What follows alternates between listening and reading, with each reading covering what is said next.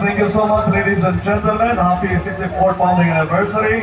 And I am now formally turning over the microphone to the official host, Welcome Tita and Jeff. This is your administrator, Jason Singh. Daghang salamat, and once again, happy 64th anniversary.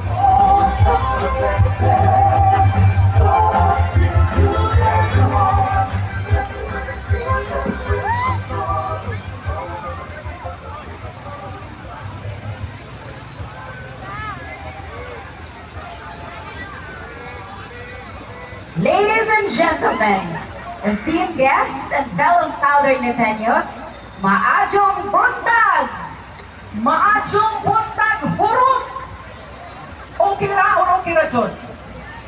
Okay ra Jod, Ma'am Tita, that was the longest parade so far in the history Yes, of the actually, province of Sir Southern Jan. Leyte. And so, today, Ma'am Tits, we gathered to celebrate a momentous occasion. Of course, the 64th provincial founding anniversary of our beloved province, the province of Southern Leyte. So, it is with great pride and joy that we come together to honor our rich history, vibrant culture, and the remarkable progress we have made as a province.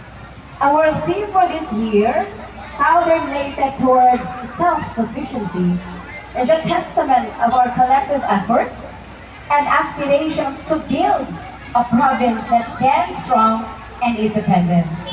This theme underscores our commitment to sustainable development, resilience, and empowerment of all Southern Liteños. And so, as we embark on this journey of celebration, let us take a moment to reflect on the achievements of the past years, the challenges we have overcome, and the boundless potential that lies ahead. Today, we not only commemorate our foundation, but also renew our dedication to fostering a community that thrives